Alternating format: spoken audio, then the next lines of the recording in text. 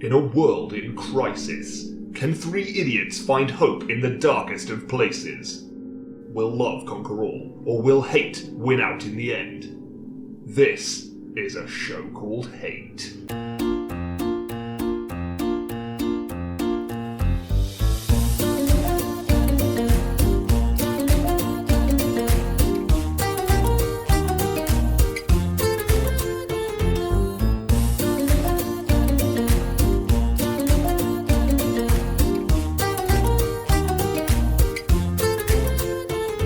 Hello and welcome to A Show Called Hate, a podcast in which we explore love, hate, and everything in between in search of greater meaning and perhaps a little perspective.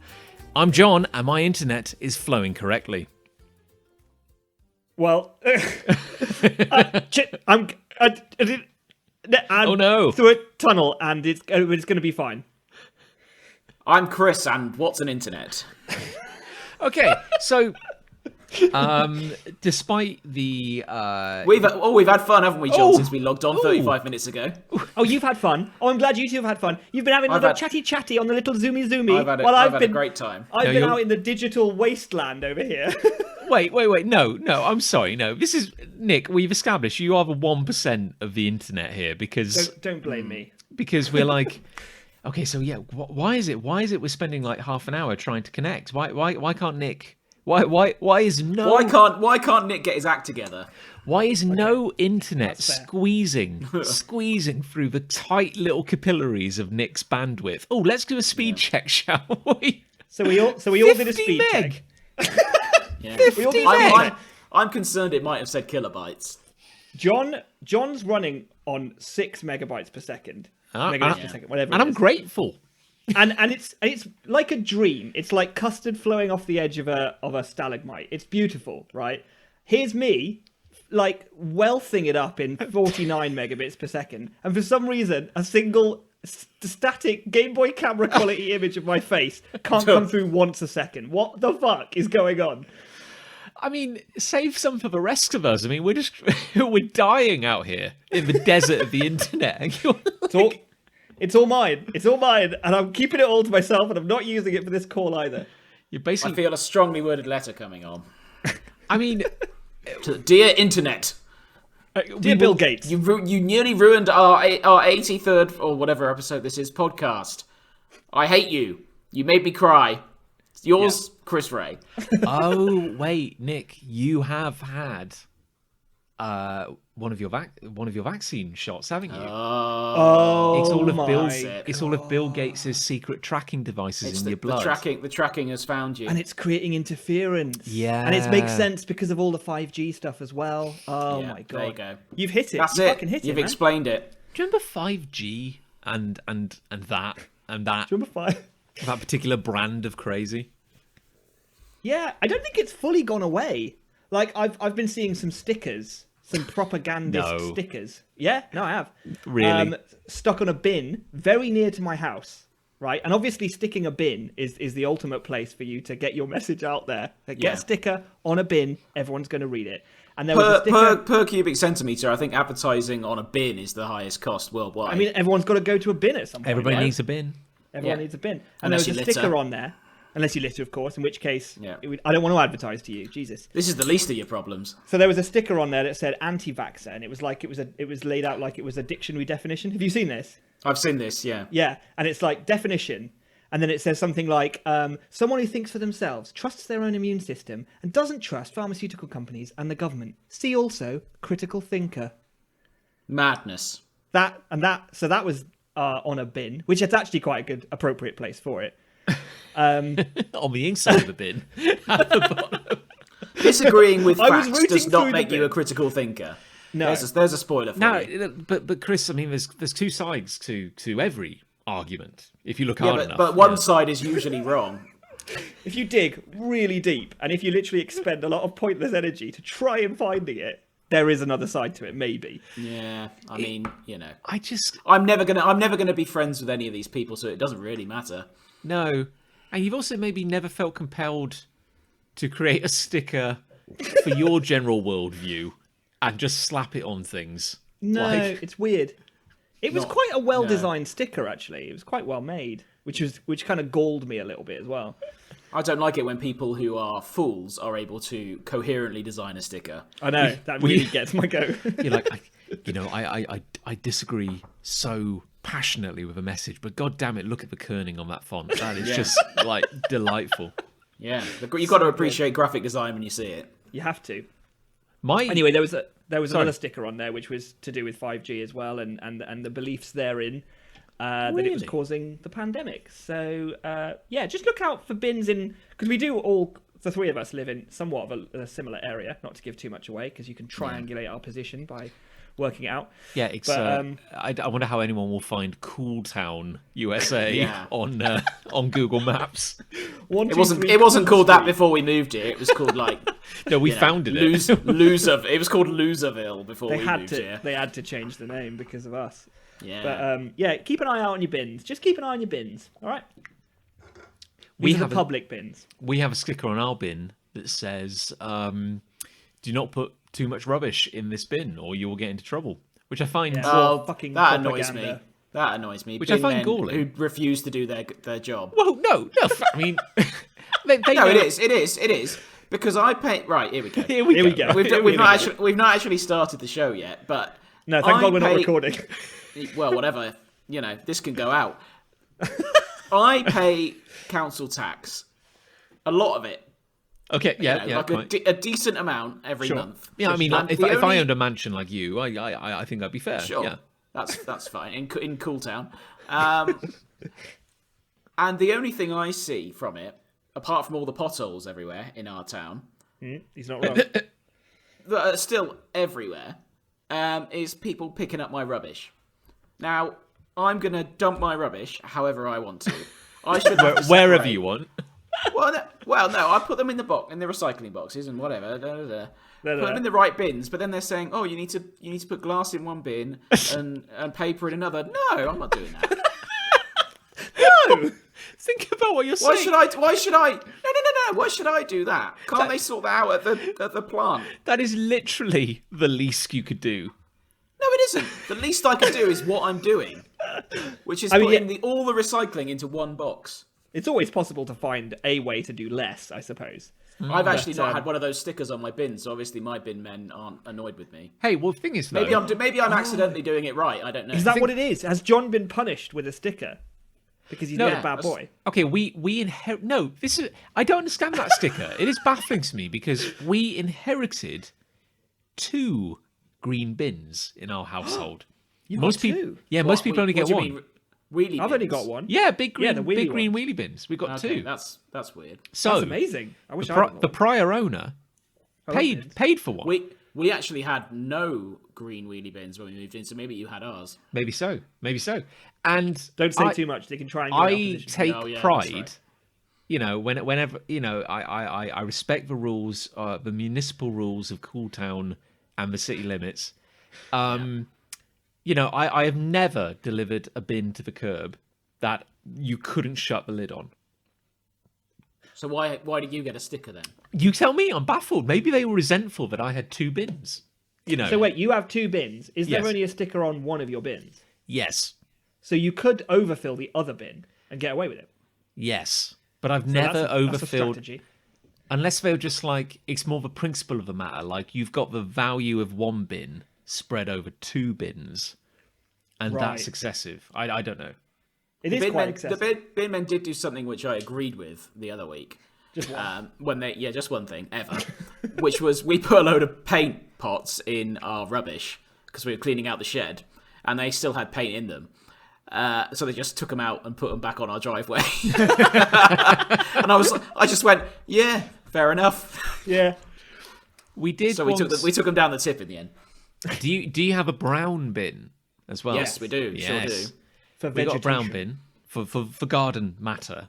Yeah. And again, something that the bin men did, which I agreed with, is we did try to fill it with soil at one point. No, don't do that. That's not garden waste, technically. Well, it came from a garden, and it's kind of waste-like. Yeah, but so could a shopping trolley. Well, yours, from your garden, maybe. Yeah, from mine. Oh, well, that's why there were a load of paint pots in there. And that's why you live in Rebel Village, a Yeah. subsidiary, A suburb. a suburb of Cool Town. When most things are on fire. There's a burnt-out car at the bottom Yeah. of your drive. But Not yours. yeah, it was so heavy when it was filled with soil that I could barely move it to get it to the curb. Really And- does compact that soil, doesn't it? And when the bin men came and then left, I went to collect the bin and realised that it had maybe moved like 2 inches and was still completely full of soil. They just and I was bailed like, on it. And I was like, yeah, that's fair. You know, I mean, that's Fair like, enough. yeah, I was pushing it. that was my problem. So See, I also have a story about pushing it with the bin men because Oh. do you have a blue bag to put cardboard in? Yeah, I've never do, used we that certainly though. I do. don't actually know what well, that's no, for. you clearly don't, do you? Well, no, That's 'cause what you you've don't- established. Is it for You cardboard? flaunt the Yes. rules. Okay, Yes. I don't use that one. So Well, one time we filled that, and I think it was Christmas time, so we'd had loads of packaging for various things like presents and stuff. And so we filled the whole blue bag, which is quite big, with Yeah, cardboard. And then we had a second cardboard box, also full of flattened cardboard. And I just sneakily thought, you know what? I'm just going to put it next to the blue bag on the curb, see if they take it. And then when the bin men came the next morning, I was looking out the window. I was like, they're going to take it. They're going to take it. And they did. Oh. They did. So, Well, yeah, in we my just- opinion, we- my bin we men are often fucking just put legends. we often just put boxes out. Like, Yeah, 'cause I don't they're use that monsters. blue bag, and they just take them. Do you? Is They're that actually not- quite good blokes now that I think about it. Yeah, it seems like it, Yeah. doesn't it? It's weird, isn't it? It's like they gave you, they walked you to. It's like they got you almost there, and all you had to do was meet them. Not even halfway. They've done 80% of the work. You had to meet them 20% of the way, and just put it Yeah. in the bag they gave you. Just put it in a bag. Nah, Just put it in the bag. I mean, maybe I should do that, but I'm not separating my recycling. So you don't do it at all. You don't separate your recycling at all. No. So what happens? What do you do? You I put it all... I have a recycling bin, which is just an ordinary bin, which we've designated for recycling, and I empty it into the green box, and that's it. And So one green box and it's full of all 4 types. No. We have several green boxes. We have about 5 but they're all green just boxes. mixed. and you They're don't all- and you they're don't all- filter it at all. No, not at all. No. And then have you watched them? Because have Yeah. you seen the truck? It's got different holes in the truck. Yeah, There's a glass hole. There's a tin hole. I've not been told off, or I've not got a passive aggressive sticker on any of my boxes. No, but my point is, the point I'm trying to make here is the fact that if you don't sort it, they still have to. Yeah. But they're getting paid to do that. Yeah, so No. they have to stop outside your house for like 20 minutes to sort your fucking shit. Oh, Christopher Ray. This is like honestly. a postman. This is like a no. This is like a postman. If a No, postman, If a postman comes to If my a street postman and just finds a shit in a letterbox, right? no, It's his job. If a postman comes to the street and just dumps all the letters at the end of the street and just says, "Oh, they'll get there," that's for all the street. They'll sort them out. He's not fulfilling his job there, is he? He's not fulfilling the job he's being Okay. paid for. Let's roll this back. In this analogy, though, are you the postman, or are you? Who are Yeah, you that's the then? point. I'm the recipient. Okay, The letters. you're not paid to be the letters. recipient of the letters. If you No, but he's This paid is a to hard. This is a hard analogy to track. If I'm honest, Yeah, I'm kind of yeah, losing my way. I made it up and I'm struggling. Okay, but again, in that analogy, that's like you, the postman, aka the homeowner. You've either got a bag of letters or you've got a bag of recycling. You're Yeah. basically, in either situation, you're walking to the road and just upending it on the street and going dip dip dip dip. Not my problem. But I'm not putting it on the street. I'm putting all the recycling in the correct box. I'm just not separating it out. Do you make them watch? Yeah, Like, you know, when they have to sort through your shit, are you Thing at is, the window Let's in be a honest, dressing John. gown? Let's be honest. camera. Most of my recycling is beer cans. yeah, Okay, well that's fine So then, isn't it? you know, and the rest is paper. 90% is Maybe cans. maybe I accidentally separate it and it just happens that way. I don't know.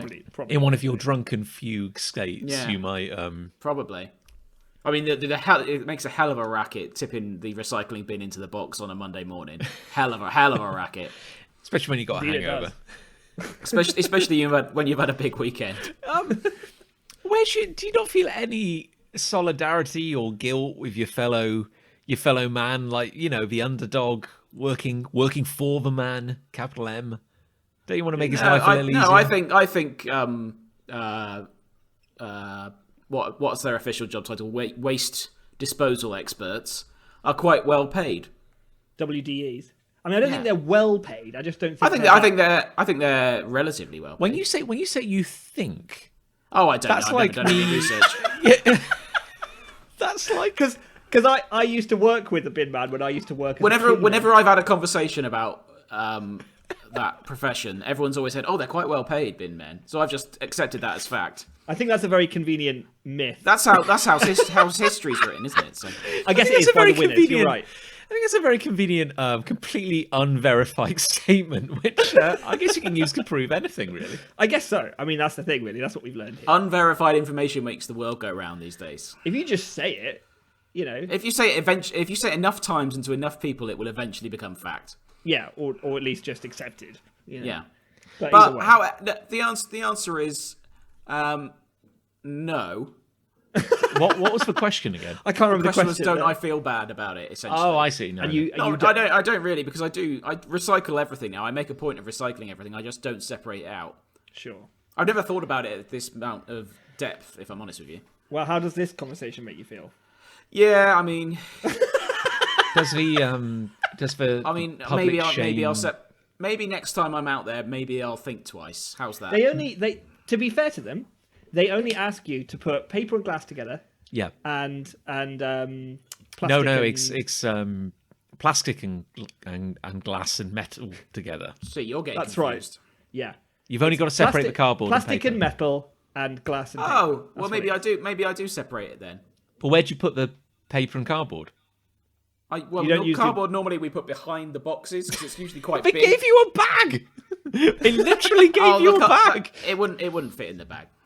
It is hard to get it in the bag. Maybe We've been talking about this for a while. Realize, yeah, I didn't realise it was that. Okay, so but we've established though Broad. the next time this happens, the next time a poor bin man is having to sort through your crap in the rain on the curb, he can at least look back at your house and see you in an open dressing gown, nothing Yes. underneath, and you will have a single tear roll or a single remorseful tear rolling down your face as he picks through your crap.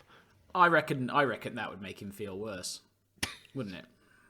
It would probably. If I'm looking at him with a single tear rolling down my face, he probably thinks, "Oh no, he must think I'm not doing a very good job."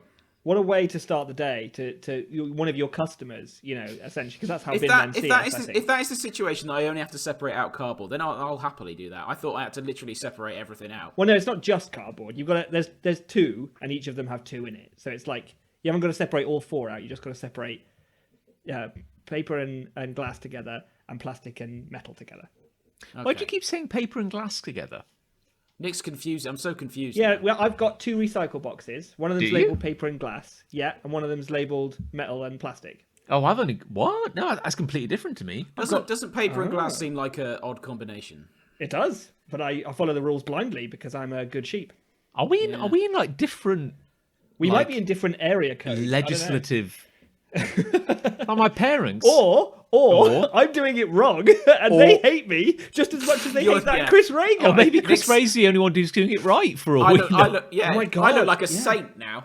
Yeah, maybe you do. I'm What deliberately doing show it are wrong. we? What show are we recording? It's a show Oh, called yeah, show called Garbage. A show called Rubbish. Trash talk. Yeah, yeah. Oh, I love that. Oh shit, that's good. Yeah. Yeah. Well, who's got hate that isn't Chris Ray's appalling? Okay. Okay. I've used up my hate. I've got to think of another one. Was that actually your hate? No, it wasn't. No. Oh, thank God. Okay. Okay. I've got a hate. I just want to sort of because we've been really heavily talking about rubbish. I just need to we need to sort of organically find our way into a new Let that kind of mulch zone, down a bit. new yeah. place, right? So that's mulching, composting away. My hate is the fact that as a 35-year-old man, I still get heckled at by chav kids. Yes. And I don't know when that will stop. Will that ever stop? Because there must be people out there, right? Like who look really grown up, you know, maybe they look like they're in their mid-40s. They're out walking their dog. Maybe they're wearing a flat cap, you know, and they're wearing a barber jacket and some wellies, and they just look like a grown-up. And I honestly do not think that a 14-year-old shitty little chav is going to go, "Oh, you looking at it?" to that person. I don't think that'll happen. No, I think it will. I think that's where you go like, "Oh, granddad." Yeah, a bit You of think so? I think so. So it never stops. I think if you're young, you're vulnerable because they're like, Yeah. "Oh, look at that prick." They can beat you up. If you're old, you're vulnerable, and they can come for you there. Or granddad. I Yeah. wonder if there's ever a sweet point somewhere in the But middle. surely, if there is, then I should be in it right now. Yeah, I feel I like should we're be. at that. I we're should at be that in this sweet age. perfect zone where I'm like not too old to be a granddad because I don't look like a granddad. Look at me, I've got baby face, and I'm not too young to look like I'm their age, but I'm not too out of it. Maybe I am, but Is like it- I'm not dressed like an idiot. Is it because because I thought you were coming on the angle of what when will I don't know how when if I will look respectable, and is it because you're kind of like if they saw you and you were wearing a tweed jacket, they would go like, "Oh gosh, look at him, he's clearly on his way to shoot some grouse," and they would leave you Yes. be. But Very good. if you're wearing, as I imagine you often are, maybe like a Pikachu themed hoodie and some snapback, and some like high top trainers, are they like, look at him pretending to be a Look at him trying to be a child. youthful? The thing is, right? I'll accept that. There have been times when I have been heckled / attacked by some sort of antisocial chungus hiding out in a park, and I have been a bit of a target. I've been dressed, like a nerd, right? So fair enough. I'll kind of accept it. Has something happened recently? Yes. Do you Like do you this wanna, week, I'm talking. Do you want to talk about it? I think it was last week.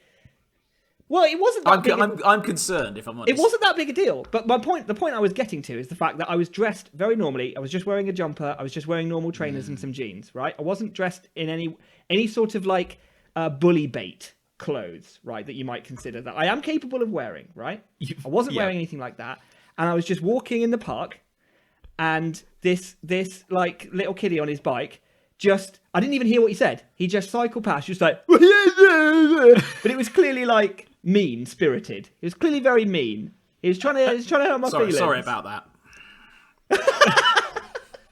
Feel bad. And I was just like, I didn't do or even behave in any way. And I've always had it all my life. I've always been a target for these people and these sorts of comments. And I'm just trying to work out what to do. What do I They do? can smell weakness. That's the problem. And I'm like Nick. I think that is true. We're saying that flippantly, but I think that is genuinely true that the kids know.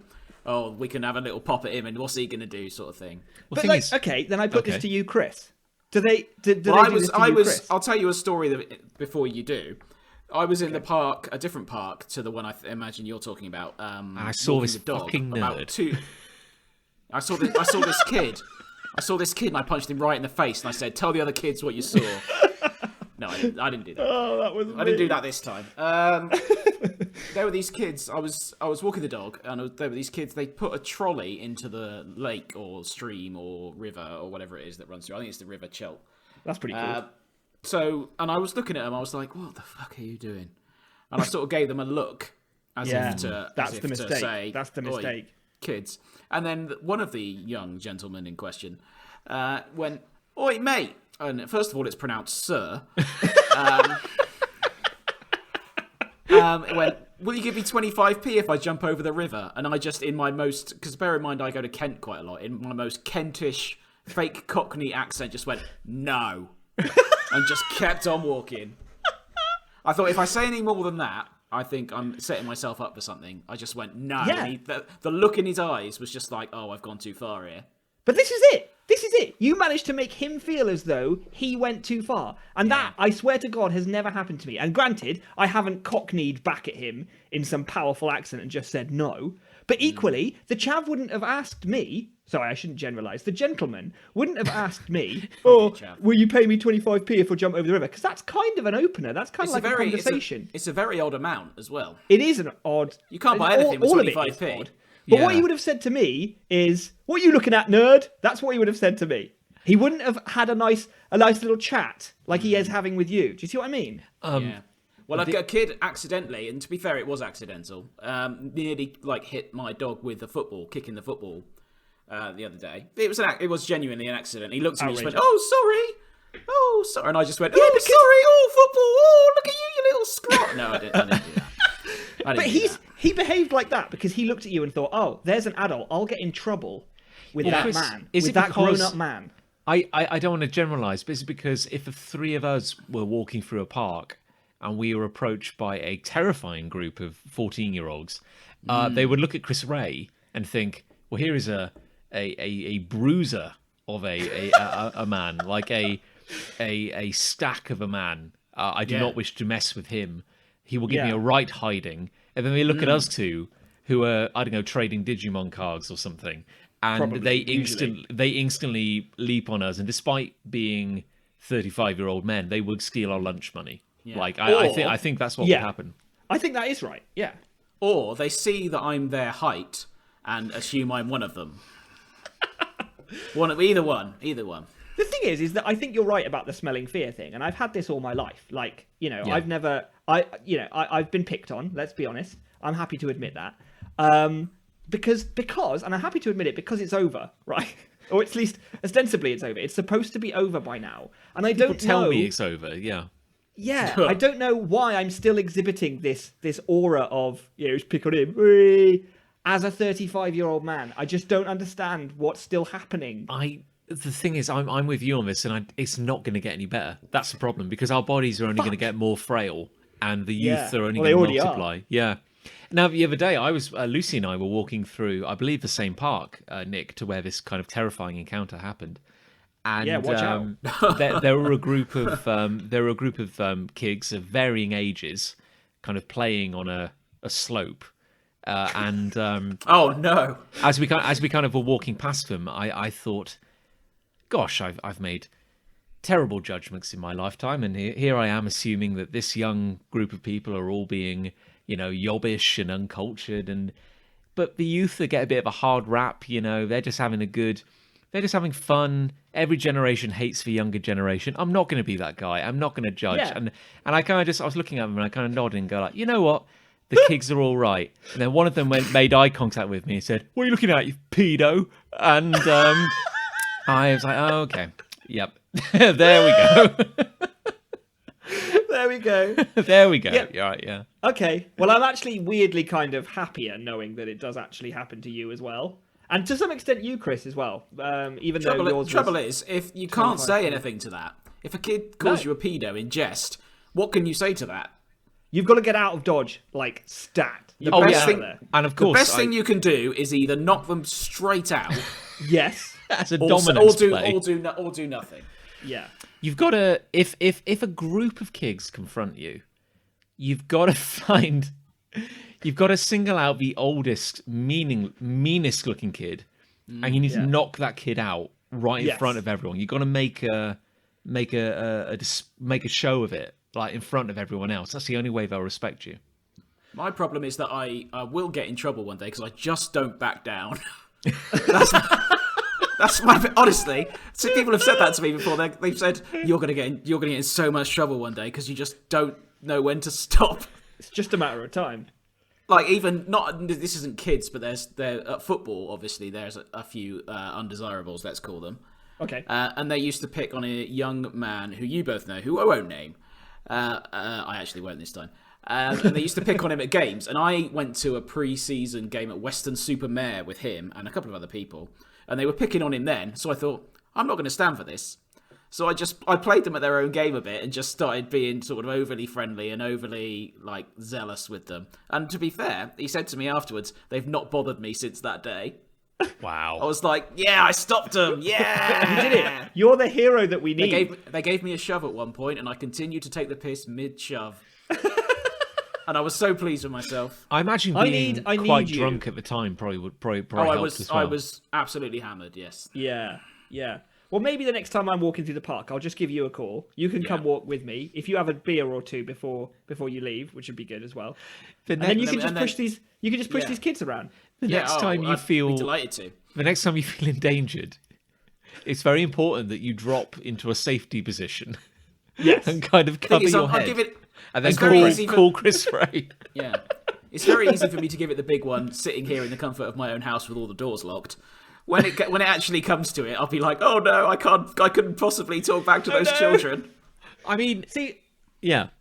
one time, this was a bit longer ago, but I was walking through that same park, and I was walking with Ali, and there was a group of kids, and they were all like lying either side of the path, and they were talking across the path. Oh, that's but this a was the trap. path I was walking on. So Ali and I walked through the middle of the path, and we're mid-conversation, and I'm making every effort to not look at them, not make eye contact. That's what you got to do, right? But they started mimicking everything I was saying in the conversation. So each sentence I said, oh, but then I went to work. Oh, then I went to work, like this. And obviously the first time they did it, it caught my attention. So I looked at him. Big mistake. They laughed. They carried on mimicking me. But then I got out of range, and I thought, okay, well, that's it. I didn't do anything. I didn't say anything. They just did their little mimicky thing, right? I loop around the park. I come out the park, right? And they've moved. And all the kids are now stood outside the park, right? And I have to walk past them, with Ali again, to leave the park, right? And one of them goes, oh, there he is again. Bear in mind, I've done nothing. I cannot stress enough how little I've done, okay? They mimicked me, and I didn't even rise to it. There he is again. What are you going to do, mister? Something along those lines. I keep walking. I literally don't even acknowledge them, right? I just keep walking. And then one of them lobs one of those little nitro canisters, for laughing gas or whatever, which I think they were doing like just on the corner of the road or whatever. He just lobs it at me. He just hits me in the shoulder. I'm like, and I look around, I was just like, what the hell? Which I think I said. And they were just like, oh, what are you going to fucking do about it? And then I just turned around and carried on. I just like, what the hell? I'm a 35-year-old man. Yeah. And I didn't ask for any of this. I don't understand. I ran away screaming, I didn't ask for any of this. I ran away from you. What more can I do? This is hitting a little too close to home because I can't think of it. I can't think of a particular example, but yeah, I feel I'm like you. I feel I've spent my entire life with a target on my back. Yeah. I honestly think there is something about my face, specifically my face, that just says, get him. Just get him, because it's going to be great. He's the one to get. He won't fight back. He won't retaliate. And they're right. They're fucking right. No, I will cry. Yeah. Oh, yeah. It'll be really embarrassing for everyone I will involved. curl into a ball, and I will call Chris Ray. So I'm always amazed at just how, organised they always are. You know what I mean? It's like an unspoken rule that, you can just be hanging out with your mates, but then the moment you see someone, a victim walking by, they activate the process. Pack mentality. Yeah. The reality they're all is, in. The reality is that these kids have got nothing going on. So they probably have rehearsed all this in their bedrooms or on the internet. And they just go, oh, let's do it. Let's do our well choreographed routine of copying what someone says. Yeah. Little fucking scrots. But it's a lose-lose situation, whatever you do, because it's like, you think, I'm not going to rise to it. Don't feed the trolls. Bullies love the attention. I'm just going to keep walking. And then you get a nitro canister thrown at the back of your head. Exactly. Yeah. What you want to do there is go down. Just throw yourself to the floor and act like they've really hurt you. And then bite down on a blood capsule. I was going to say blood capsule as well. Yeah. And then just imagine if you really leant into that and you collapsed to the floor. Ali started screaming. I'm like coughing blood and it's spattering up the wall of a neighbour's house. Yeah.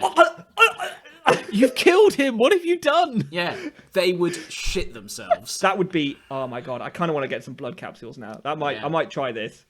Why is it that it's harder to confront yobbos like this, terrifying children, nothing more terrifying than a child, than it is to confront the cowboy builder who maybe shortchanged you on a project?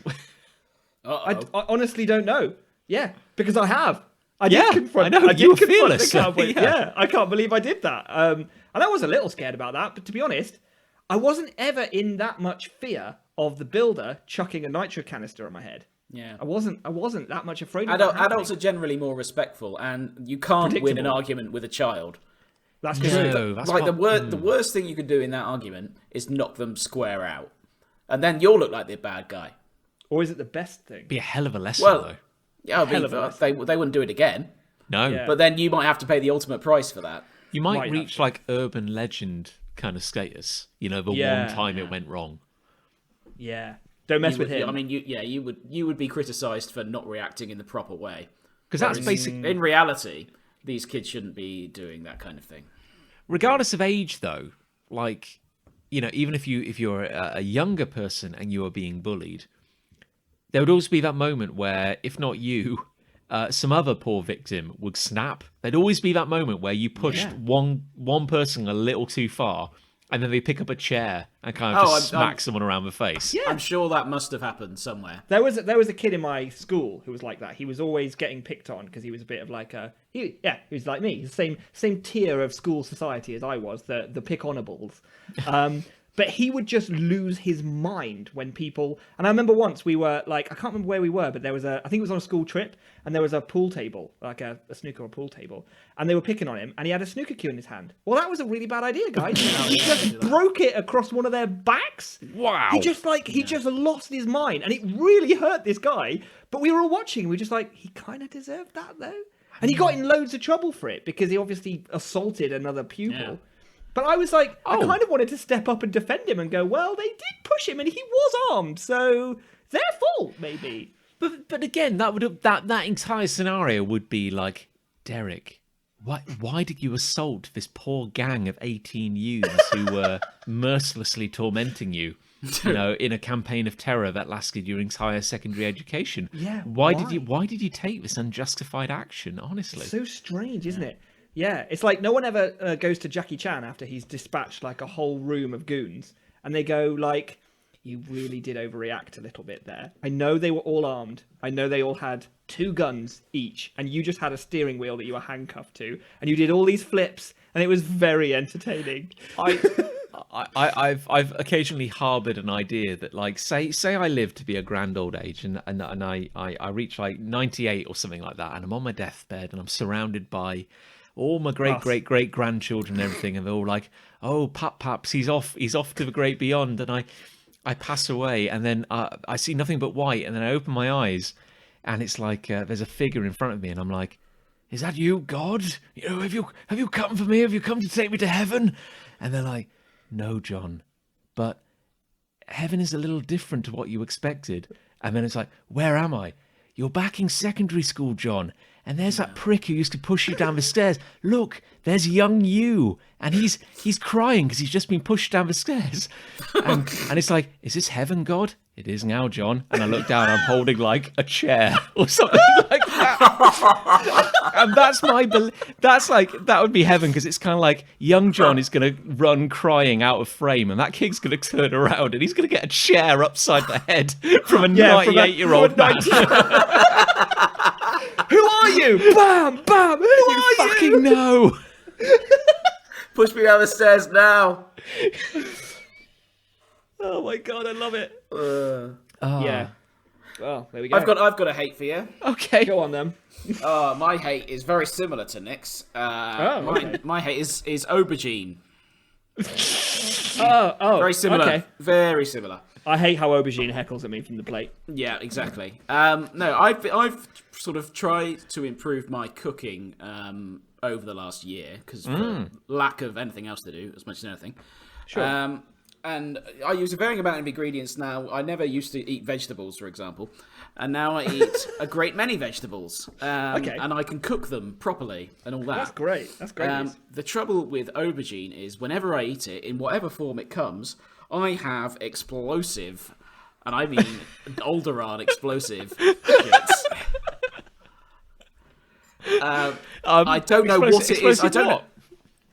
Shits. Oh, I see. I don't know what it is about aubergine in particular, but I've tried it in moussaka. I've tried it sort of as a grilled thing, just like slice it and grill it. Every time I eat it, I don't like it. No, not really. I don't really like the taste of it. So you don't like it, and you know what's coming. Exactly. But I thought a few times I've just thought, I'll give it a go. I'll give it a go. Because you know, give it a try. And sometimes Liz has made a moussaka, and I think, I'll try it out again. Every time, it's just I can't handle it. Does Liz know what it does to you? Yeah, she does now. How could she not? She lives in the same house, John. To be honest, she lives on the same street. We've heard it as well. Cool Town. The entirety of Cool Town knows about it. But I mean, I've tried so hard to increase my palate, let's say, or develop my palate over the last year, and that's just the one thing I found that I just cannot get along with. How And I don't really know why it is.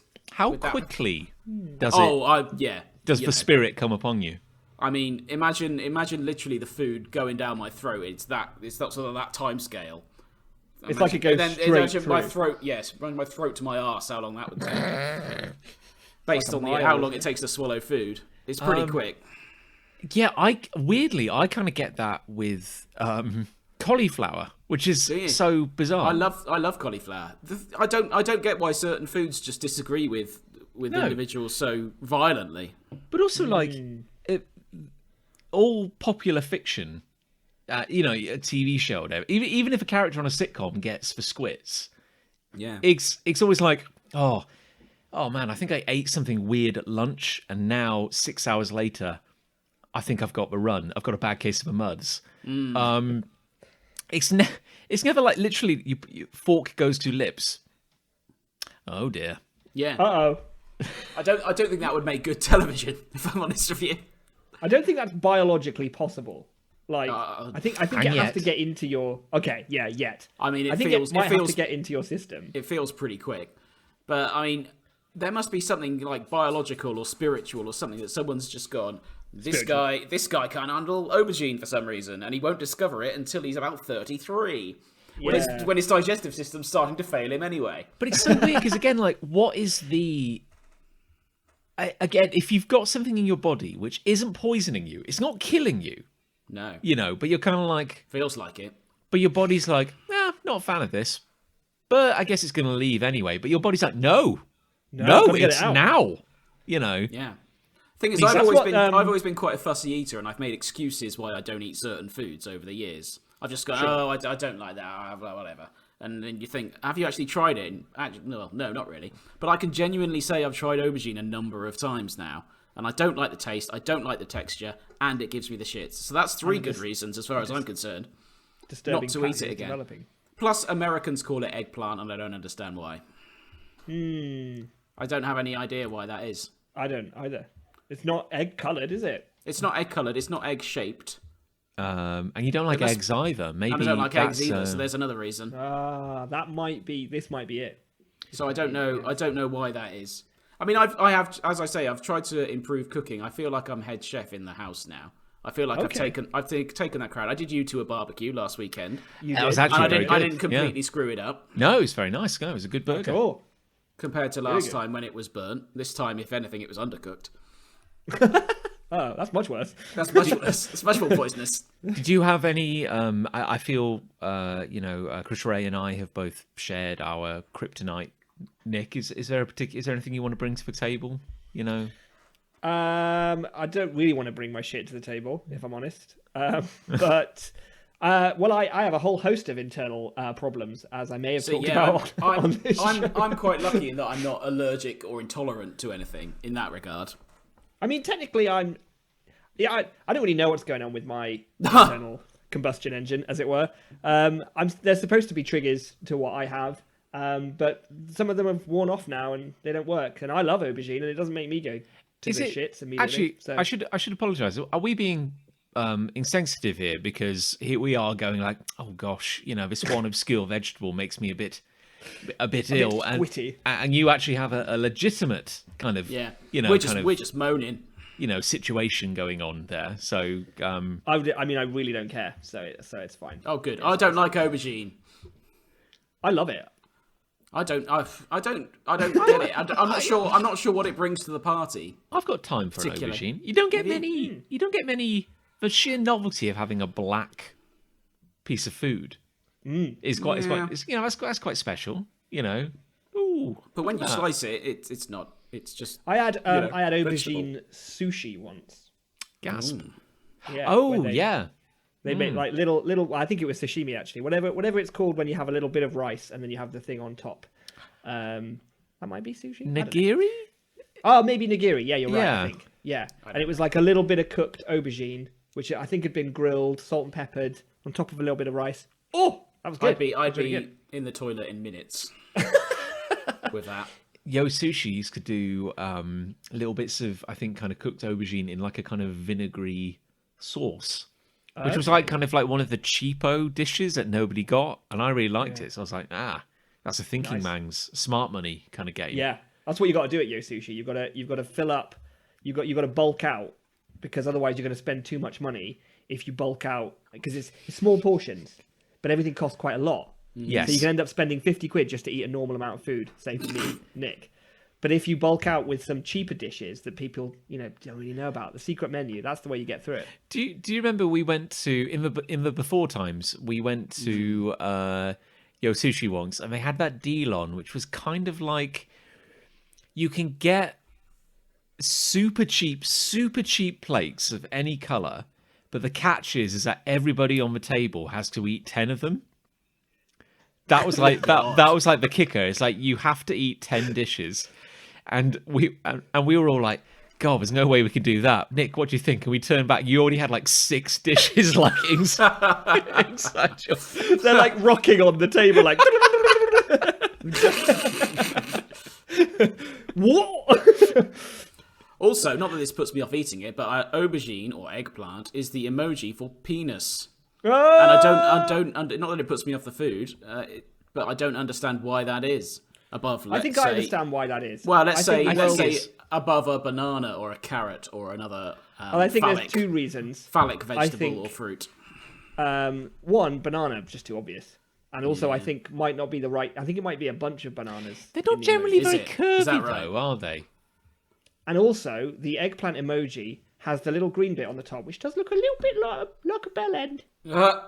I'm gonna look up emojis now and see if anything else. I think what it means is the world is crying out for a penis emoji, and I don't really see why the society is so prudish that we can't just have a dick. Why can't we just have a little picture of a dick? Yeah, it is kind of weird. The banana emoji I have is actually a banana being peeled. There you go. So you don't peel a penis. No. Well, I guess it's weird, isn't it? Because I guess whichever god you believe in their kind of infinite wisdom, they did create a lot of phallic food. It's like dick-shaped food was apparently the flavor of the day back in kind of early days. Yeah, I cooked it. But now we cut it up. Yeah. Yeah, I don't think anyone's like had a whole aubergine kind of uncooked slice, maybe boiled. Just bite into it like an apple. What's for dinner tonight? Oh, a boiled aubergine. Here you are. Just on a stick. Have you done anything with it? No, absolutely not. Just boiled. No. How do you feel about a butternut squash? That's also kind of vaguely phallic. I like a squatter buttnosh. Oh, I'm sorry. I meant to say a squatter buttnosh. Oh, I've done it again. I got a lot of time for one of them. That's a nice. That's a. I like them. I like them, but that's more of a sort of potatoey. They're a nightmare texture, to chop up, though, and they are bloody hard work to chop up. Yeah. Yeah, blunt all your knives. But anyway, I've got a hate. Hit me.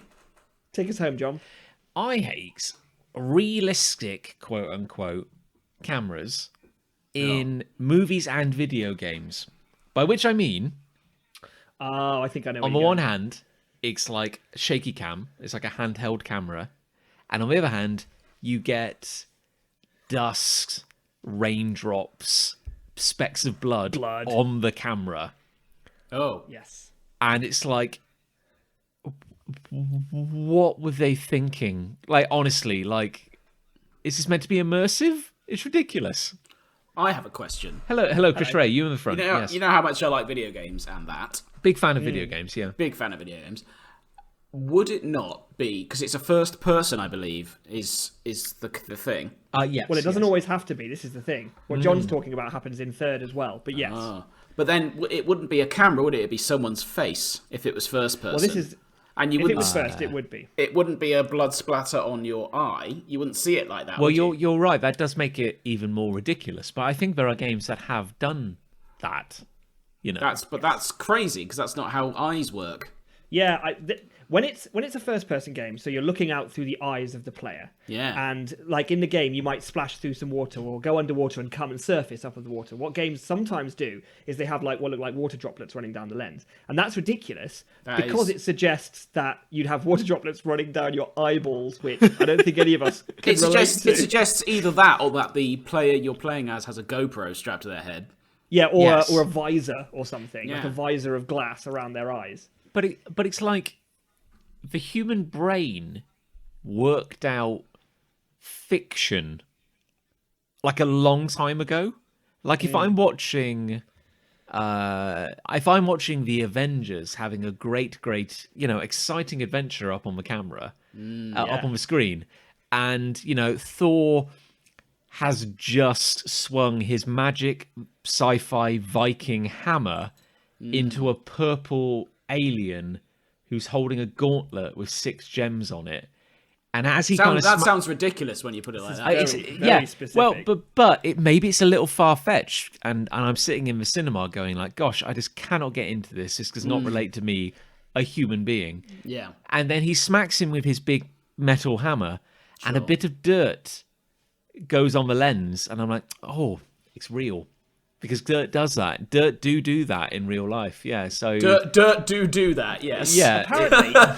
Apparently, what you're talking about here is a major point of contention in the cinematography world, according to my wife Alice, who is in fact a videographer. Yeah.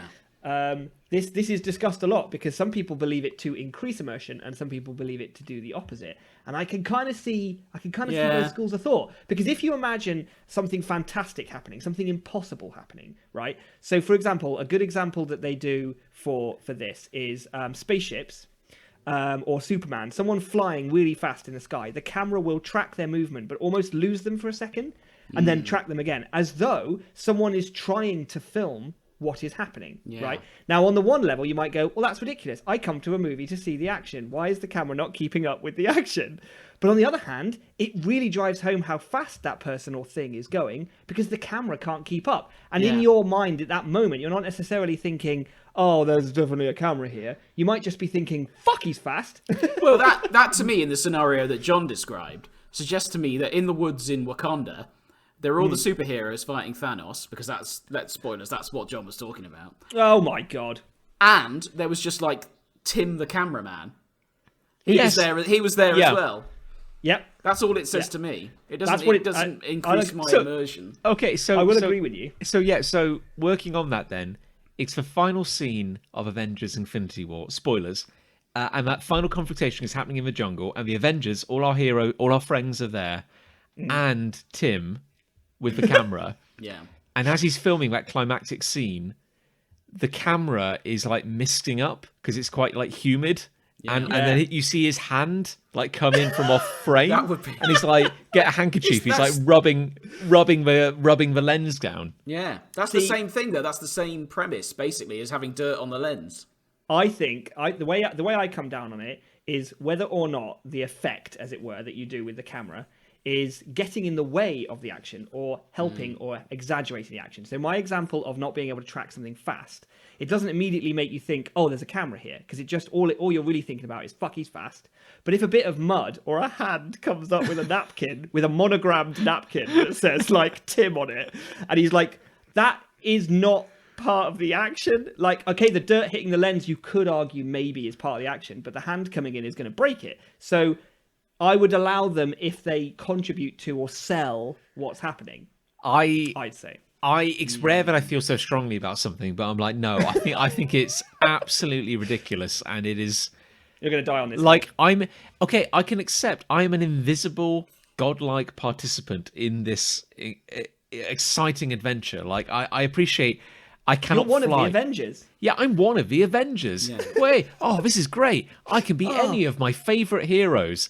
Like, no, I know everyone. And then somebody goes, well, this is unrealistic. There's no dirt on the camera. The camera isn't shaking. There's no water. And while we're at it, how can the camera fly? Tim can't fly. So every shot will just be like filmed from the ground and maybe like a mile away. And when like Thor hits, I don't know, Thanos, and he goes flying into a mountain or something, the action just moves further away, and the next 20 minutes is Tim running through it's the Tim woods. running to try and find the action. He's panting, and he can't keep Thing up. is, I would This watch sounds that like movie. quite a good movie. I would quite watch like that the movie. idea of a superhero movie filmed by a non-superhero who's really struggling to keep Well, up. like, and he's running, and after like 15 minutes, he like pauses, and you just see his feet. He's like, and then Oh man. well, we've been watching a. The thing that brought it to mind is we've been watching a Let's Play on YouTube of Hideo Kojima's latest insane work of brilliance, Death Stranding, and that has, in certain circumstances, the weirdest second-person camera. Okay. How's that work? As in, there are moments when you're playing the game, the camera is just behind you, the protagonist. So, because you're just having an adventure, third person. Third person. And then there are moments in certain cutscenes where the camera suddenly, magically, floats away from the hero to view the scene as if you are a different person in the scene watching it. Out of their eyes. Yeah, out of the eyes of the second person, going as far as the protagonist will look at you, directly at you, and like nod or gesture with like his hand to say, "Look at that," and then the camera like zooms in on a thing. It is the most bizarre thing. And does it work? How does it feel? Fine work. I mean, all you can go is like. I mean, it's a stylistic choice, but we're just going like, so who am I? Like, am I in this scene or not? And then, of course, you're getting like dirt on the camera and blood on the camera. It's See, bizarre. I think with the Hideo Kojima game, I think he wants you to think about the camera in a virtual environment in a game. I think he wants you to be thinking about that because that's the kind of thing he would make, isn't it? There's a level of pretension, dare I say it? With his works. No. So, yeah. I would say it's less a decision on, let's try and make this more immersive in his case, and more a decision on, imagine there's a camera here. Oh. But when does creativity become shit? I think it's tomorrow. Yeah. It is due, isn't it? Yeah. Did you get the memo? Yeah. I did, as an artist. Dear creatives, please be informed. Yeah, it's so weird though, isn't it? Because it's like whenever that happens, it's often like in battlefields. You know, it's like there's bullets flying everywhere, Action. crawling in the dirt, and yeah, you'll get the blood and the dust and the water on the lens. But it's always a lens.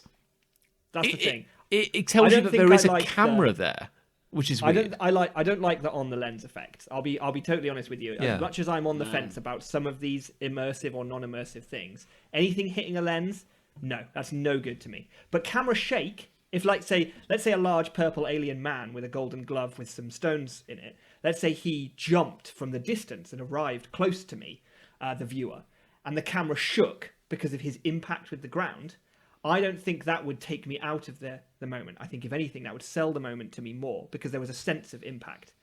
I don't mind that as much, but I think it's in the same ballpark. It's definitely in the same ballpark. It's like lens flare. That's a big thing, isn't it? A lot of films have lens flare now. Certainly some. Yeah, certainly certain Star Wars films. Because you couldn't get. Correct me if I'm wrong, but you couldn't get a lens flare in real life with your eyes.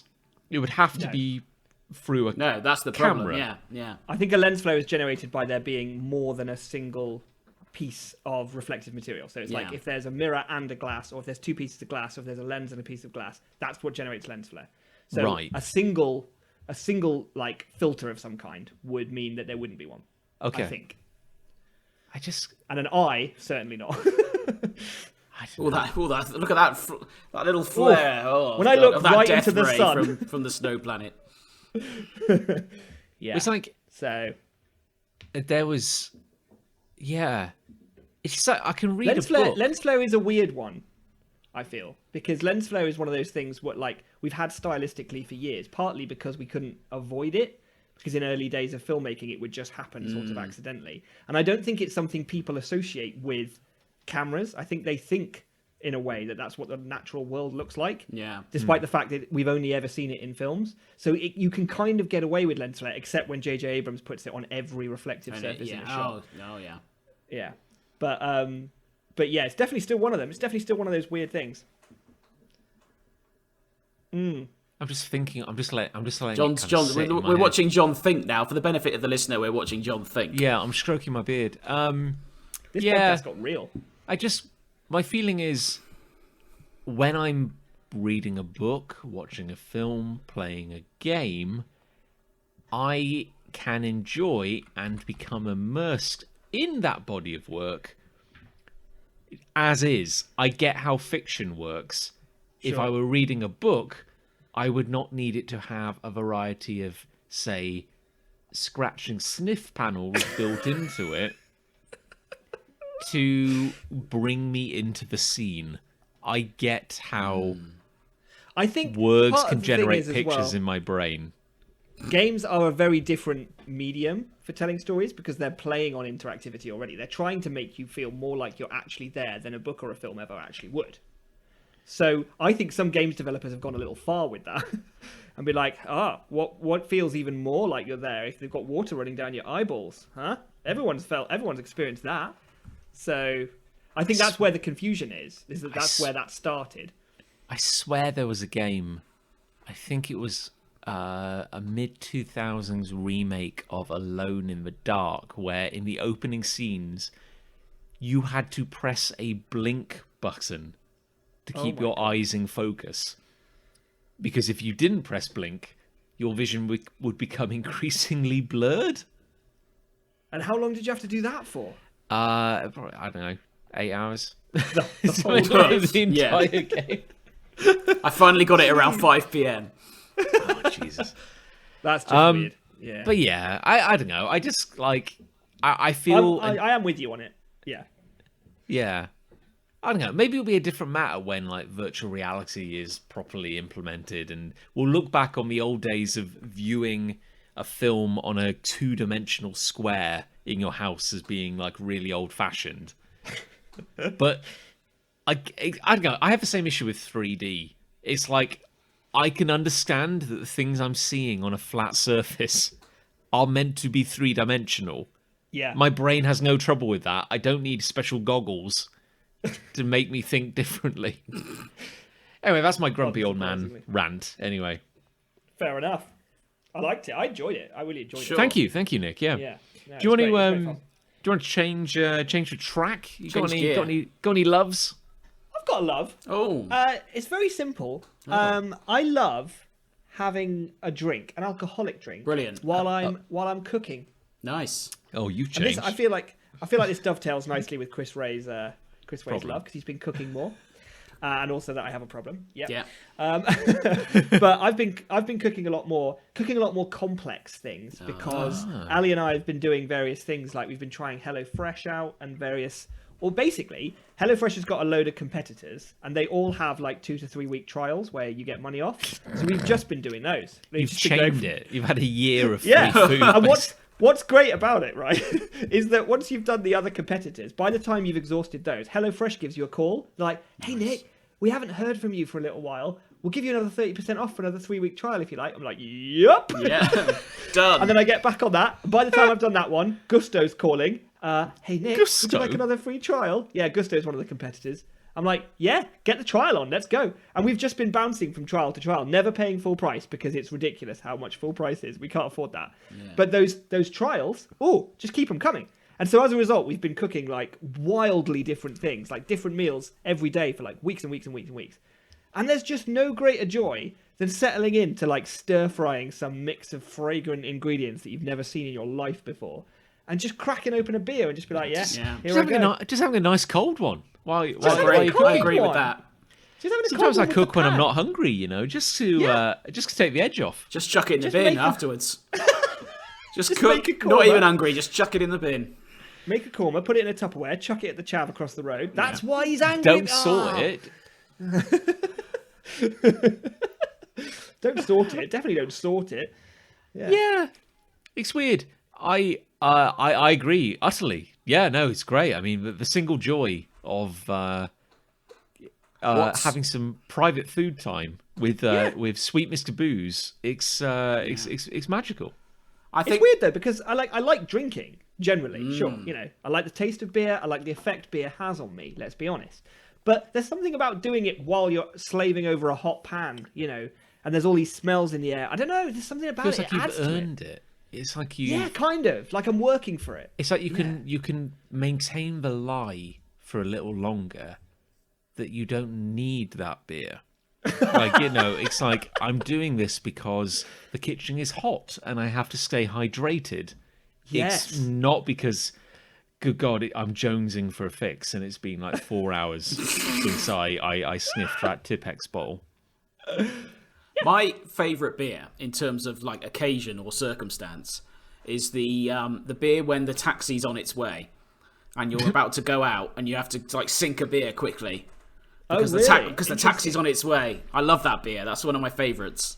That's an interesting choice. My favourite beer is the second beer of the evening because, as Chris Ray will attest, I maybe have like kidney problems which have yet to be diagnosed, and that first pint just disappears because I like beer, and I am your always first pint. thirsty. I've never seen anyone drink a first pint as quickly and consistently quickly as you do. I It's swear not for enjoyment, that one. No, and I swear it's not like I have a problem. It is literally like it tastes nice, and I'm very thirsty all the time. So I'm like, oh gosh, Nothing like an alcoholic beer to quench your thirst. Well,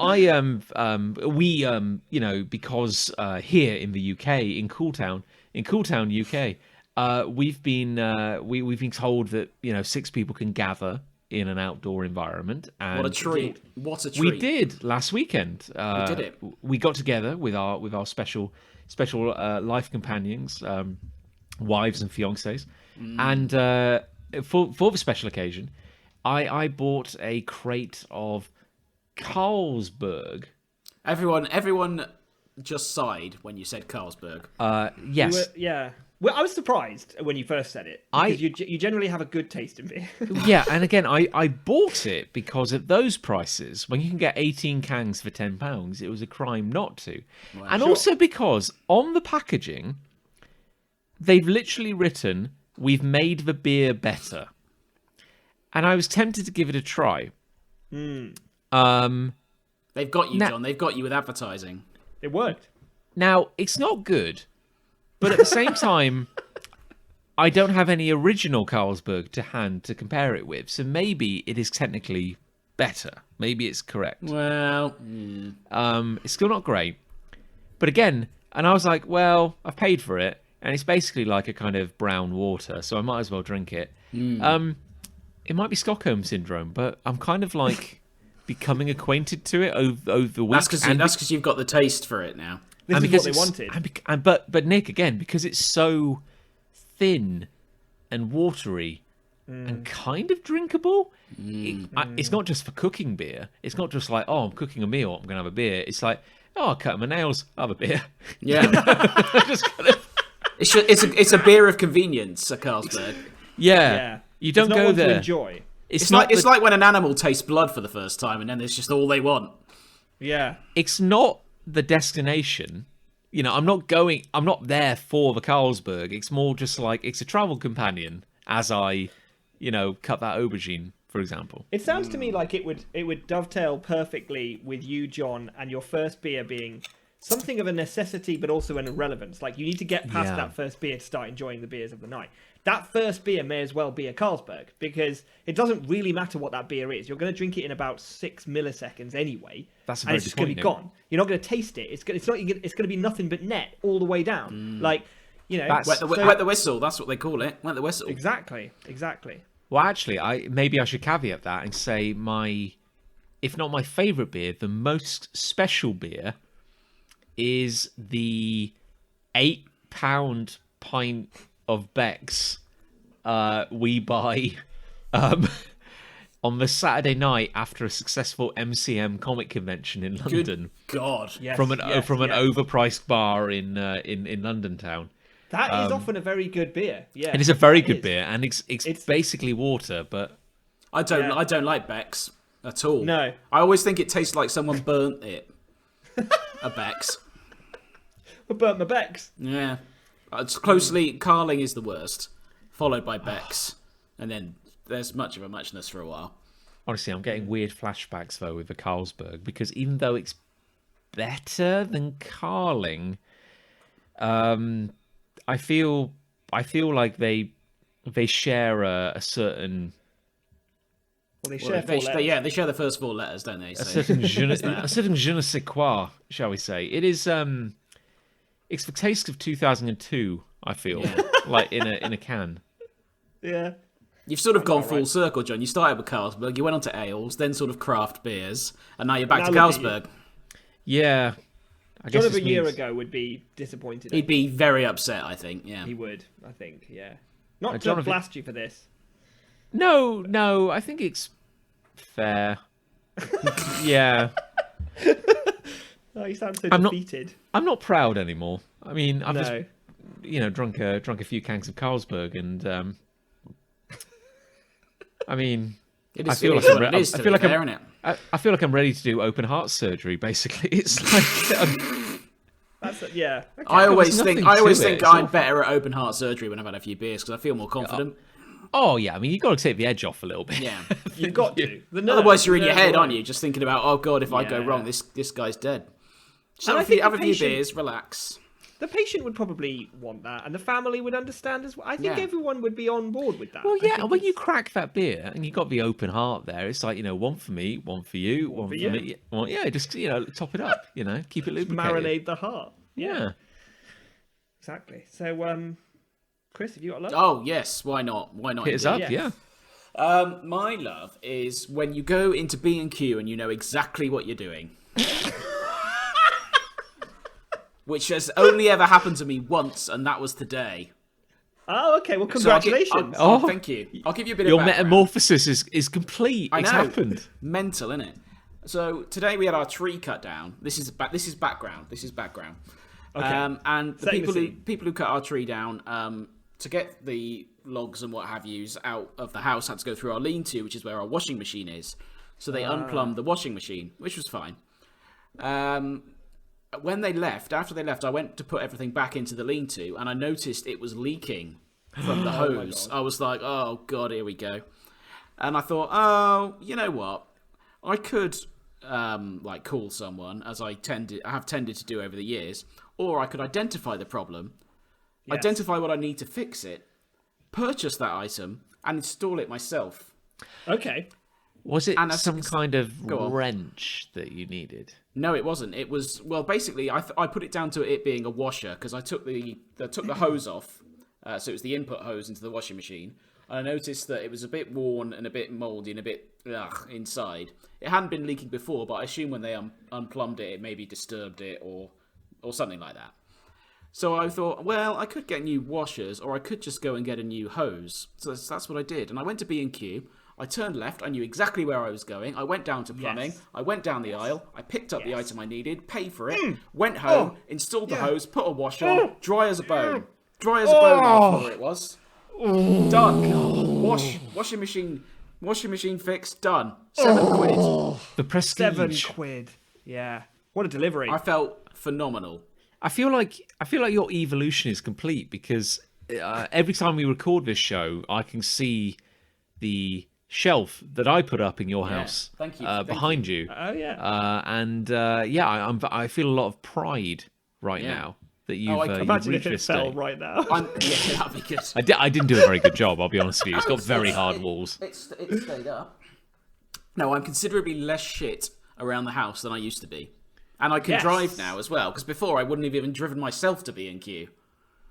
A year ago, and now look at me. I've driving look- myself to B&Q, picking up the right Just item. look at me now. Just went, there it is, picked that up, paid for it, boom, done. In an hour, yes. all sorted. Wow. Well, you God, should. it's I mean, it'll probably all fall apart tomorrow, but I mean, barely maybe, recognise you. Yeah. but- Maybe by the time this this is goes it. out, it will have all gone wrong. But Maybe this is it, Nick. Maybe this is the moment. This is why it's not a case of age. It's a case of DIY prowess. I feel that's when that's when they finally respect you, the youth. If you were carrying when they look at you and think, I bet he could put a shelf up. But I've already done that. Oh. I can put shelves up. you've got a I You're installed saying our that. kitchen, for I'm fuck's sure you sake. can, but you're saying that in a way that you're not entirely convinced you can. yeah. You said that. You said that in such a manner. Have you Yeah, you're right. considered carrying when you go out walking? Maybe carrying something that shows how competent you are. Maybe like a spirit level. Like a knife. Or I could just have a plank of wood on my shoulder. Yeah. Yes. Or like a gun. Or a gun. Or a That would gun. probably put- Yeah. No, a gun. mean- yeah. That would Or put claw them off, wouldn't hammer. it? That would put Claw them. hammer.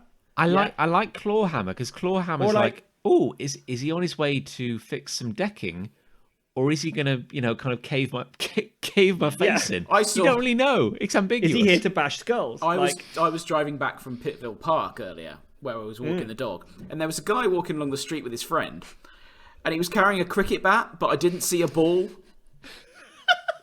And I just to be thought, fair- that's odd. Yeah. Yeah. I mean, a ball could be in a pocket.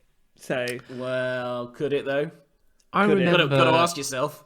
yeah, I I've got remember to. when I was, I believe the year was 2006, perhaps, and I was at university, and I do remember going to see the movie V for Vendetta, Oh yeah. Oh yes. which was generally quite a disappointing experience. But I remember walking home on one side of a kind of deserted city street, and there was a man walking down the other side of a street heading the other way with a golf club, just kind of hitting everything Nice. Oh. he could find, but also walking Sure. with purpose, like he was kind of warming up on the way. Okay. And he wanted to get his swinging arm ready, when he kind of made it to I don't know, the green. One can only assume he had a big game coming up. It is how golfers warm up, I've heard. so- Indeed, yes. And I He was on his way to a major tournament. I did go into a kind of survival mode where I suddenly kind of focused very steadily on the pavement and walked in a very, very kind of focused line, and I survived, to tell the tale. But Whoa. he was either having the best night or the worst night. I don't know. What's the strangest thing you've ever seen, like just walking down the street? At night or in the day? Whichever. Ooh. I don't know. You've put me on the spot there. I'll tell you my one while you're thinking. Sure. Okay. Inspire us. We were on our way to a gig in not Ipswich, Bristol once. Me and Liz, so Liz can back me up on this. And there was a guy walking his dog, and the dog wasn't on a lead, which wasn't the strange part. The dog had like a pipe in its mouth, and Okay. it was like it was smoking the pipe. And Oh, it was just what, like walking, a it was- tobacco pipe? Yeah, it was just like walking along with a pipe hanging out of its mouth, and I was like, "What the What a heck?" legend. I was like, "Did I just imagine that, or did that?" No, that's Sherlock Bones.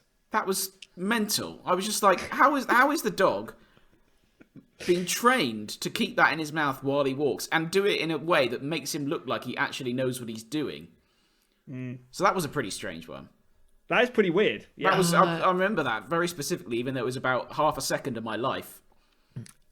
Oh god, it's not quite on the same level, but I do remember we'd been out in town. This is many a year ago now, in the before times, and I was walking back from the centre of town to the place where I lived, which was maybe like a half-hour walk. Generally like a peaceful kind of walk, and a guy came past me on a bike, a pedal bike, and just kind of went flying off the handlebars of his own bike, face planted, Nice. and kind of like skidded along the road, kind of like on his face and chest. And I was like, I'd maybe had a few beers myself, and I was like, are you okay? And he picked himself up and was like, oh yeah, I'm fine, mate, I'm fine. And then he kind of walked with me for a bit with his bike, and I was kind of like, you look a little sore there on the face, like a little kind of little wounded, maybe. little torn up, maybe. Yeah. But he seemed fine. And then he got on the bike and said his goodbyes and kind of pedalled away. Ah, Yeah, that's that kinda sounds like a weird. nice little experience. Yeah, That's kinda but he weird. totally face planted, like sandpapered his way along the ground on his face. It was quite special. I once I hurdled think- over a bollard and forgot to put my feet down. So I just So what'd landed you on my land on? face. That was great. That was a great. Oh, that's not. Well, Evening.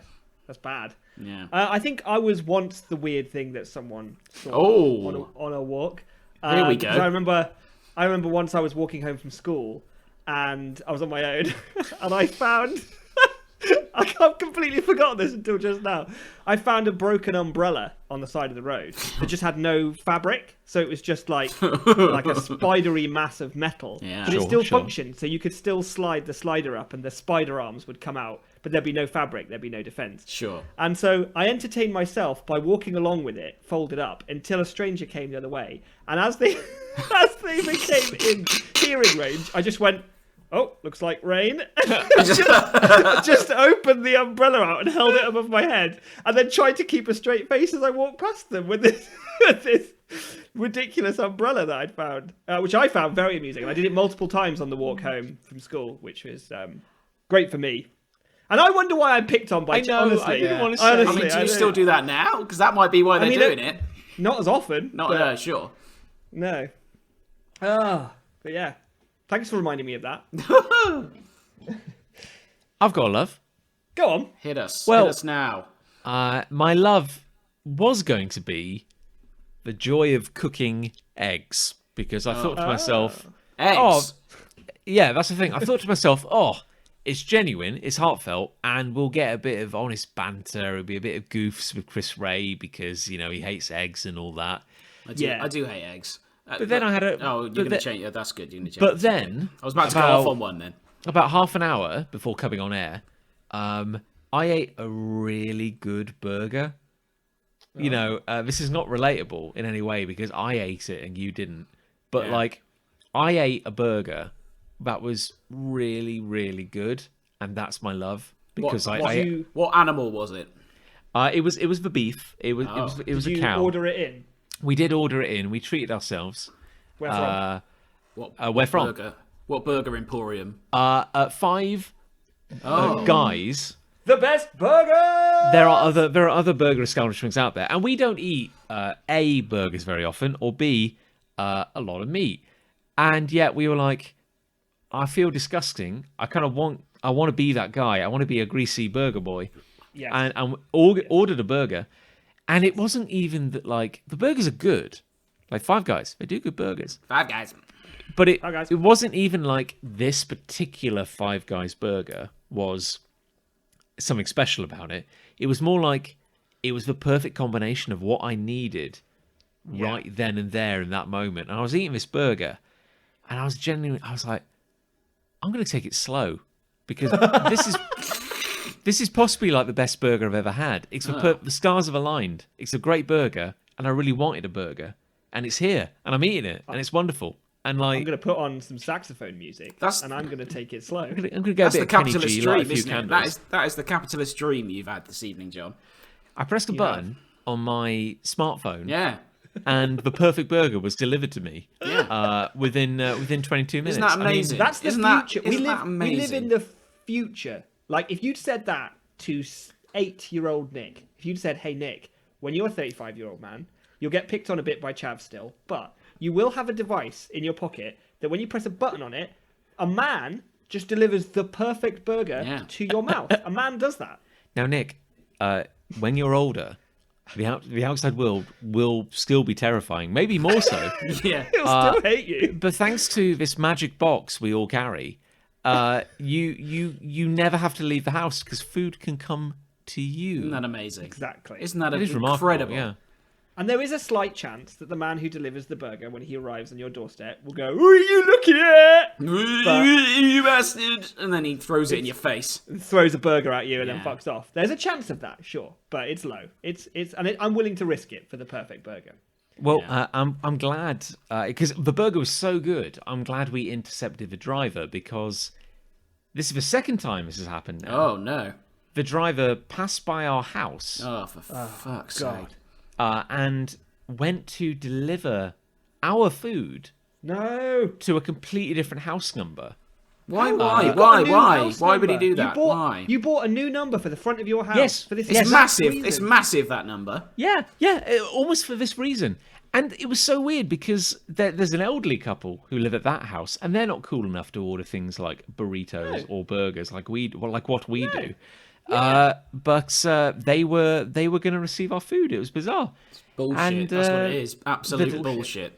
The deliverer, she said that that was the address on it, which is weird. What's going on? Have with you that? looked at your application to make sure that's not the address? Did you accidentally put the wrong address in? Yeah. No, they're complete. They're two complete. I don't want to different turn this numbers. around on you, John, but it sounds like you've had an absolute shocker. They're not Yeah, even it's a bit near each other on the keypad. Like they are completely different numbers. It's wild. Have any of you guys ever received a takeaway you didn't order? No, but it happens a lot to people I know who live in London. Like a lot. Because this is literally my idea of a dream day.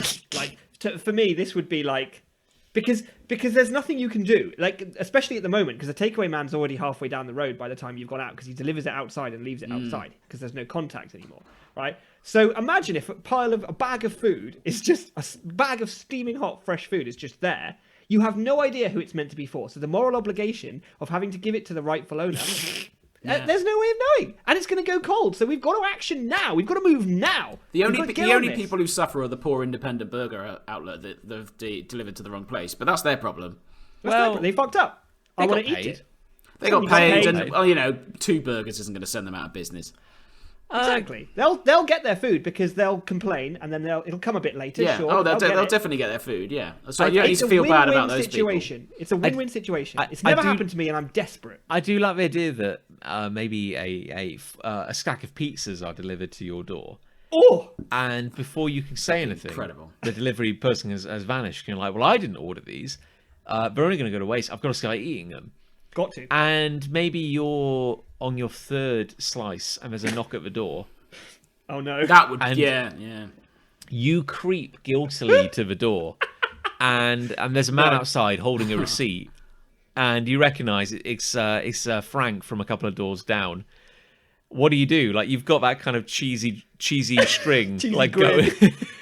going to your. Yeah, that'd be awful. I mean, if I'd just eaten 3 slices of a pizza I hadn't bought, and there was a knock on my door, regardless of who Turn it the was, lights I would off. turn all the lights off in the house. turn the lights off. And I Yeah. would hide under the stairs next to the cat litter in silence with your pizza. with my pizza. Carry and on I would eating. keep eating it. Yeah. It's the only way to deal with that situation. That's exactly what I Crying. would do. Yeah.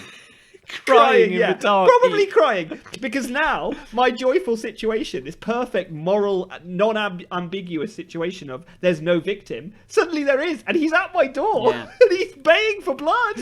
Or like you go to the door, but you've got the chain on, like a kind of safety chain. It's like, Hello? Hello. all right, Frank, Nick, you're looking looking greasy. zesty. What's got a little something there on in the corner of your mouth? What's that? No, No, it's no, not- no. No, nothing there. That's my natural No. complexion.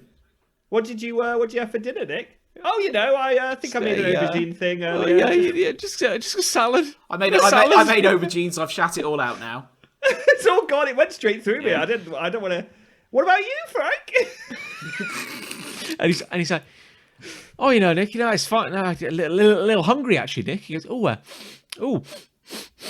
is that what's that I'm smelling there, Nick? Nope. Stop smelling my house, Frank. That's That's a fine. breach of my rights. Smelling my house. Yeah. Oh, that Put your smells nose like. over my threshold. Oh, is that what is that? Unos, dos, tres, fromage? Ooh, no. No, it's quite. cat- Oh cat- shit!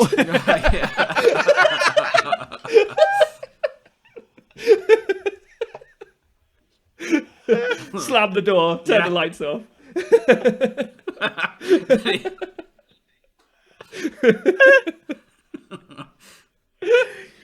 Oh, good times. Oh, Frank can do one. He's One he sounds day- like one he day- sounds like a rich guy, Frank, to me. One day it will happen to one of us, and that will be a good day. My friend in London got a Nando's delivered by mistake, and he was upset that the sauce was mild. He was gutted. He was like, the sauce is mild, but I'll eat it. Oh, I'll unwillingly eat it. Fuck it out. He's got half a chicken in his hand. Yeah. Well, on that note, assuming we've exhausted both avenues of pleasure, what do we think won this episode? Is it hate or is it love? I think I know. Yes, I think I've got a good idea, but I want to hear what you think because I want to make sure I think the same. I like the power of being the final person to say so. Okay, but you might not be, because if me and Chris agree... Yeah. And yet... It's a terrible risk you're running, John. Well, you know, I like to live... gamble. I like to live dangerously. Okay, I'll go first. Okay. Hate wins for me. Well, I'm gonna say, hey, just to spite John and take the power away from him. It's It's not important, John. Nobody cares what you think, John. I can go out on a moral high. It was a really good burger. I like love. Yeah.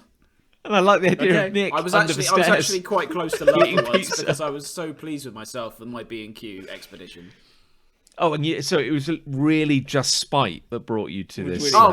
It was exclusively spite there, yeah. Oh, great. Oh, 100%. That's good to know. I mean, at least you're like fully behind your decision. Yeah. Mine had to be hate. When there's a load of kids picking on me and I'm 35 years old, it had to be hate for me. Scumbags, aren't they? Yeah, monstrous. But there we go. Wow, this has been magical. We got there in the end. We did. We did. got Despite there the in the technical hiccups, which I don't think were anything to do with me, to be honest. But No, incredible. I mean, no. I'm glad your iPad, lasted longer than your Macintosh. This is actually a Palm Pilot 3 from 1994. It's a Wonder Swan. How are you doing that? He uses a dot scorn cable for crying out loud. It's pentagonal. It's pentagonal, Nick. It fits nothing. It fits everything and nothing. It's 2 lengths of twine. I guess we should say a big hello to any new listeners who've hopped on board. Hello. After I think we recruited a few new listeners from the last animation that went out. We might have lost them by now. And our Right now own we might have raw talent. Yeah, maybe we should have led with the hello. Didn't we do this last time? I feel like this is a unfortunate theme emerging. What, actually if you- thanking our listeners? No, I mean like saying hello at the end. I feel like we did this last time. I feel like someone needs to bring this up before we start recording next It's time. positive reinforcement. You just got to say, you want to encourage people, who have jumped on board. Yeah. You get to the end of the show and you're like, thanks everyone for listening. Hello. I mean, if they've made it this far, good for them. That's all I can say. Well, I was going to ask if you, Chris Ray, had any kind of encouraging or motivational phrasing for our listeners. Okay, yeah. If you find yourself in a situation where younger people are bullying you or giving you a hard time, the best form of defense is attack. But do it calmly and they won't know what to do. If you are sarcastic, overly, or overly friendly, not in that way, then they won't know what to do. Trust me, that's the best way to deal with them. And thank me when you're in hospital.